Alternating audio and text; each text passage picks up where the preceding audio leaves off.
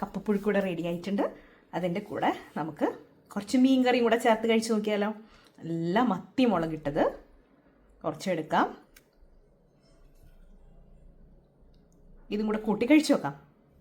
നമ്മുടെ കപ്പയും അതുപോലെ മീൻ കറിയും ഒക്കെ നല്ല ചൂടുണ്ട് കേട്ടോ. യമ്മി, അടിപൊളി.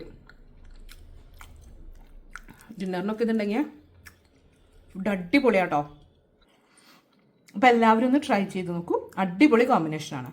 നമുക്കിന്ന് വളരെ ടേസ്റ്റി ആയിട്ടുള്ള കപ്പപ്പുഴുക്ക് തയ്യാറാക്കിയാലോ. അതിന് വേണ്ടിയിട്ട് ഞാനിവിടെ ഒരു കപ്പയാണ് എടുത്തേക്കുന്നത്. ചെറിയ കഷ്ണങ്ങളാക്കിയിട്ട് നമുക്ക് നല്ലതുപോലെ ഒന്ന് വേവിച്ചെടുക്കാം. കപ്പപ്പുഴുക്കായതുകൊണ്ട് തന്നെ നല്ലതുപോലെ വേവണം.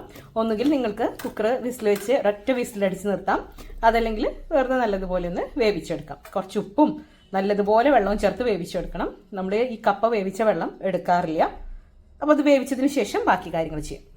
അപ്പോൾ ഇവിടെ ഒരു 1/4 ഭാഗം വേവായിട്ടുണ്ട്. നമുക്ക് ഈ വെള്ളം ഒന്ന് ഊറ്റിക്കളഞ്ഞ് ഇതിലേക്ക് കുറച്ച് വെള്ളം കൂടെ ചേർത്ത് നല്ലതുപോലെ ഒന്ന് വേവിച്ചെടുക്കാം. നമ്മുടെ കപ്പ ഇവിടെ നല്ല സെറ്റ് ആയിട്ടുണ്ട്. ഇനി നമുക്ക് ഇതിലേക്ക് ഒരു അരപ്പ് തയ്യാറാക്കാം. കുറച്ച് തേങ്ങ, ഇനി ഇതിലേക്ക് ഒരു 4-5 കാന്താരി മുളക്, നിങ്ങളുടെ എരിവിനനുസരിച്ച് മാത്രം ചേർത്താൽ മതി കേട്ടോ. ഇനി ഇതിലേക്ക് ഒരു 2-3 അല്ലി വെളുത്തുള്ളി തോലോട് കൂടിയിട്ട്, അതുപോലെ ഒരു ചെറിയ ചുമന്നുള്ളിയും കൂടെ എടുത്തിട്ടുണ്ട്. ഇനി 2-3 കരിവേപ്പിലയും കൂടി ചേർക്കാം. കരിവേപ്പില സ്വല്പം വാടിയതാണ് കേട്ടോ. നല്ല ഫ്രഷ് കിട്ടുകയാണെങ്കിൽ അതാണ് ഏറ്റവും നല്ലത്. ഇനി ഇതിലേക്ക് ഒരല്പം ജീരകം വേണം. നമ്മളിതിൽ ക്യുമിൻ സീഡ്, അതായത് നല്ല ജീരകമാണ് ചേർത്ത് കൊടുക്കേണ്ടത്. ഇനി ജീരകം ഇല്ലെങ്കിൽ ഒരല്പം ജീരകത്തിൻ്റെ പൊടി ചേർത്താൽ മതി. അങ്ങനെ നമ്മുടെ അരപ്പുത ഇവിടെ സെറ്റ് ആയിട്ടുണ്ട്. നമ്മുടെ കപ്പയും വെന്തിട്ടുണ്ട്. ഇനി നമുക്കിതൊന്ന് സെറ്റാക്കി എടുക്കണ്ടേ, അതായത് കപ്പ കുഴക്കണ്ടേ. അപ്പം അതിന് വേണ്ടിയിട്ട് നല്ലതുപോലെ ചൂടായ എണ്ണയിലേക്ക് നമുക്ക് അല്പം കടുകിട്ട് കൊടുക്കാം. ഇനി ഇതിലേക്ക് കുറച്ച് കരിവേപ്പിലയും അതുപോലെ 2 ഉണക്കമുളകും ഇട്ട് കൊടുക്കാം. കടുകൊക്കെ പൊട്ടി മുളകൊക്കെ മുരിഞ്ഞ് വരുമ്പോൾ നമുക്ക് എടുത്തു വെച്ചിരിക്കുന്ന കപ്പയുണ്ടല്ലോ,